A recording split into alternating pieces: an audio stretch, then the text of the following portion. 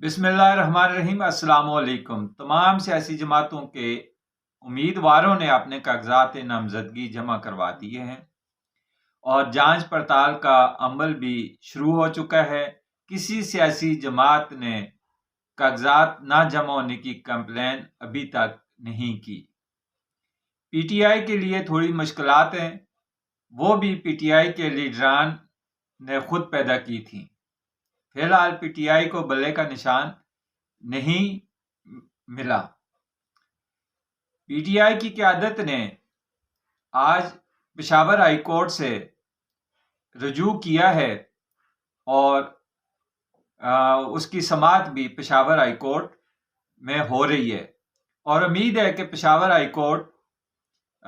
P T I کو بلے کا نشان واپس کر دے گا، لیکن یہ کھیل بہت لمبا ہے۔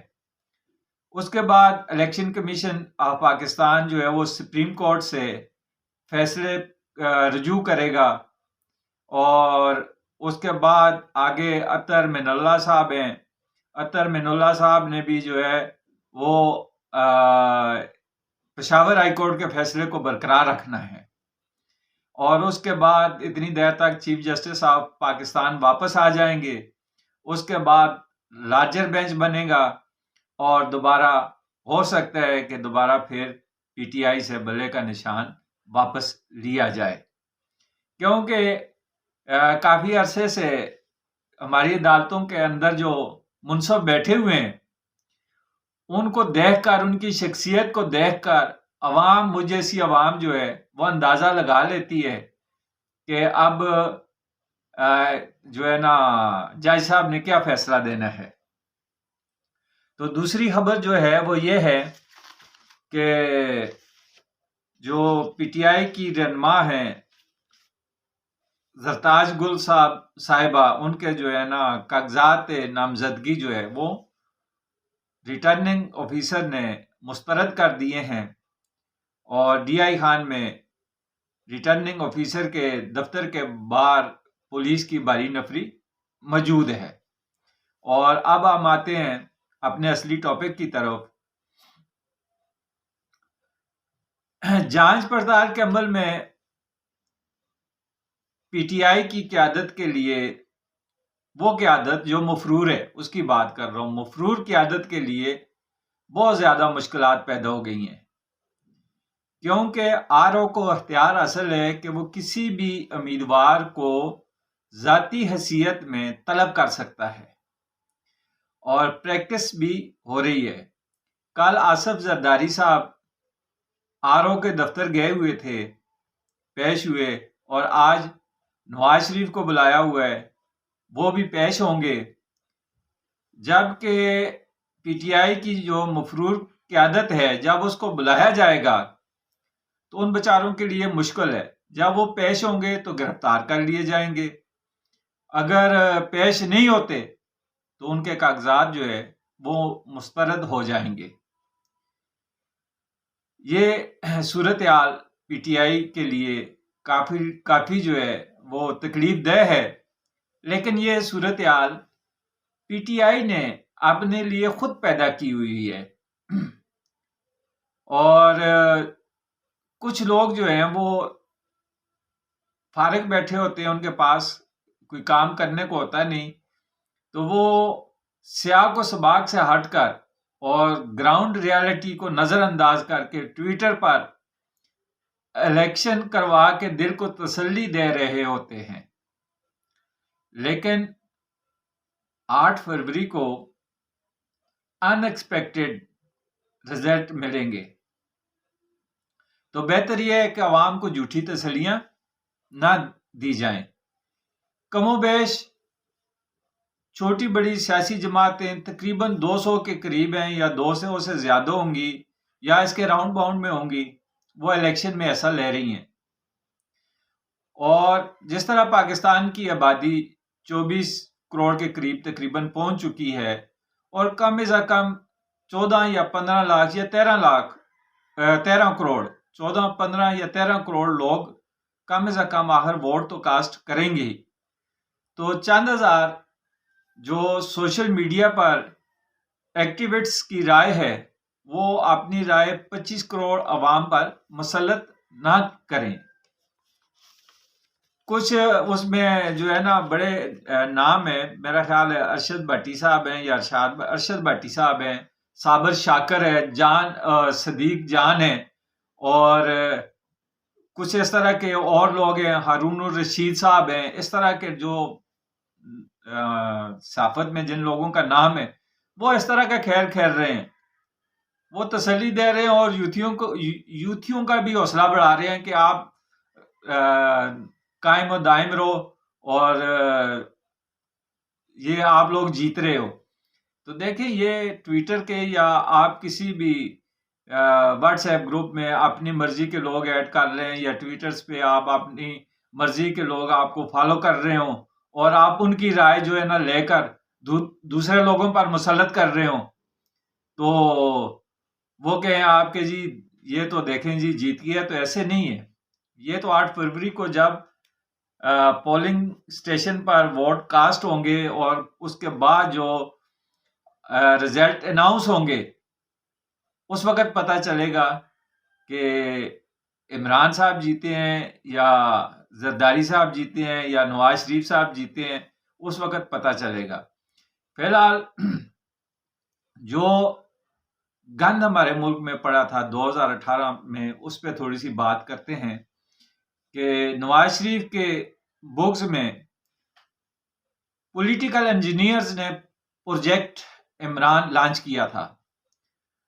اور ان کا خیال تھا کہ کرکٹ پلیئر ہے، یاش طبیعت کا بندہ ہے، مقبولیت بھی ہے، فیمس ہے، اور اسے سیاست کا کیا پتہ، یہ اپنی عیاشیوں میں مست رہے گا، باقی معاملات ہم خود دیکھ لیں گے۔ حکومتی معاملات تو پولیٹیکل انجینئرز نے دیکھے اور پی ٹی آئی کی حکومت بھی انہوں نے ہی چلائی۔ عمران کو صرف نواز شریف کا ٹارگٹ دیا گیا تھا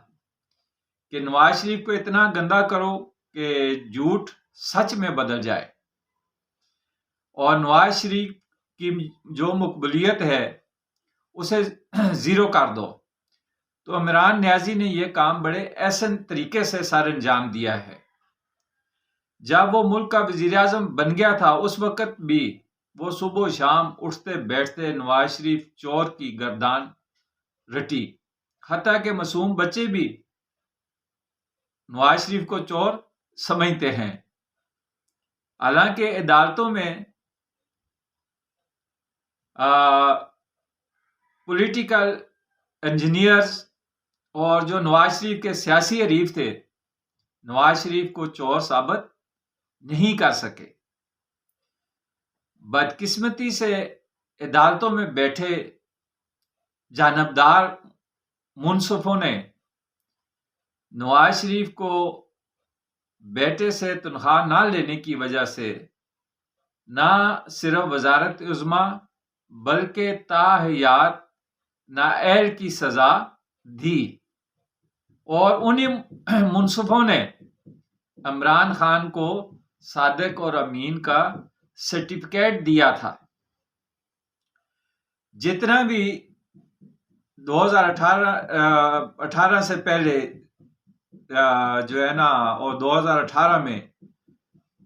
نواز شریف کے خلاف پاناما کیس اور گزشتہ جن کیسوں میں سے وہ بری ہوئے ہیں، ان سب کیسوں میں نواز شریف کو رگڑا لگا، جیل گیا، اور عدالتوں میں کوئی چیز نہ سیاسی حریف پیش کر سکے نہ حکومتی مشینری ان کے خلاف پیش کر سکی، اور نہ پولیٹیکل انجینئرز جنہوں نے یہ ایک پروجیکٹ کلوز کرنے کا پروگرام بنایا تھا اور پروجیکٹ عمران شروع کرنے کا پروگرام بنایا تھا، انہوں نے کوئی چیز جو ہے نا عدالت میں پیش نہیں کی، جس کی بنیاد پہ حقیقت میں نواز شریف کے اوپر کوئی الزام ثابت ہوتا اور اسے سزا ہوتی یا اس کی سزا برقرار رہتی۔ تو وہ جھوٹے مقدمات تھے، فیک مقدمات تھے، جن سے نواز شریف بری ہو چکا ہے اور بری ہو رہا ہے، اور موجودہ الیکشن بھی وہ جو ہے نا لڑ رہا ہے۔ تو عمران خان نے تو اپنی ڈیوٹی بڑی ایمانداری سے کی، لیکن عمرانی حکومت چلانے کی ذمہ داری جن لوگوں پر تھی وہ لوگ حکومت چلانے میں بری طرح ناکام ہوئے، معیشت کو تباہ و برباد کیا، مہنگائی کے ہاتھوں تنگ لوگوں نے اپنے بچوں کو قتل کیا اور خودکشیاں کی۔ ناکامی کو تسلیم کرنے کی بجائے اور قوم سے معافی مانگنے کی بجائے جو پولیٹیکل انجینئرز کے جو چیف انجینئرز تھے انہوں نے پروجیکٹ عمران کلوز کرنے کا پروگرام بنا لیا تھا، اور ٹیم کے کسی ممبر سے یہ نہیں پوچھا گیا کہ بھائی آپ لوگوں نے ملک کی معیشت تباہ و برباد کر دی، کارخانے فیکٹریاں بند ہو گئے، عوام بے روزگار ہو گئی، عوام میں غریب لوگوں نے خودکشیاں کی، اپنے بچوں کو قتل کیا اور آپ لوگ اس کے ذمہ دار ہو۔ یہ کسی نے بھی ان سے نہیں پوچھا، نہ چیف انجینئر نے اس وقت پوچھا، اور نہ آج تک ہماری کسی عدالت یا ہماری کسی جو ہے نا ہمارے ملک کے جو سیاستدان لوگ ہیں ان میں سے کسی میں ہمت ہوئی، اور نہ ہی عوام میں سے کوئی اس طرح کا معاملہ اٹھا کہ ان سے پوچھا جائے کہ بھائی آپ نے اپنی مرضی کے پروجیکٹ شروع کرنے کے لیے اور اپنی مرضی کے پروجیکٹ بند کرنے کے لیے آپ نے جو کھیل کھیلا تھا اس میں عوام اور جو ملک کا نقصان ہوا اس کا ذمہ دار کون ہے؟ نہ کسی نے ذمہ داری قبول کی اور نہ ان لوگوں کو ٹارگٹ کیا گیا، نہ ان لوگوں کو کسی قسم کی کوئی سزا ہوئی۔ تو جب خیر آتے ہیں اصلی مسئلے کی طرف، جب عمران نیازی تک خبر پہنچی کہ آپ کی رخصتی کا وقت آ گیا ہے، اب آپ نے رخصت ہونا ہے، تو وہ اس نے شور شرابہ مچا دیا اور لڑائی پہ اتر آیا۔ اس کے بعد اس نے کیا کیا ناٹک اور کیا کیا ڈرامے کیے، یہ اس سے عوام باخبر ہے، اور اس کا اپنی جگہ پہ اچھلنا لڑائی کرنا بنتا بھی تھا، کیونکہ اس نے کہا تھا کہ آپ لوگوں نے جو اسائنمنٹ مجھے دی تھی میں نے تو پورے نواز شریف کے خاندان کو بدنام کر دی ہے، نواز شریف کو جوتوں تک مروا دیے ہیں، خواجہ آصف کے منہ پر خواجہ آصف کا منہ بھی سیاہی سے کالا کروا دیا ہے، مریم نواز پر الزامات بھی لگوا دیے ہیں، اور میں نے 5000 کی بریگیڈ نواز شریف کے خلاف سوشل میڈیا پر ایکٹیو کی ہے، حتیٰ کہ اس نے عمران خان نے کہا جی میں نے تو نعوذ باللہ خانہ کعبہ کے اندر نواز شریف کے خلاف چور چور کے نعرے بھی لگوا دیے ہیں، تو اب مجھے کیوں رخصت کیا جا رہا ہے؟ ٹھیک ہے، تو یہ اس کے جو ہے نا اپنی جگہ پہ یہ بنتا تو تھا سلسلہ۔ خیر جس طرح سے الزامات اور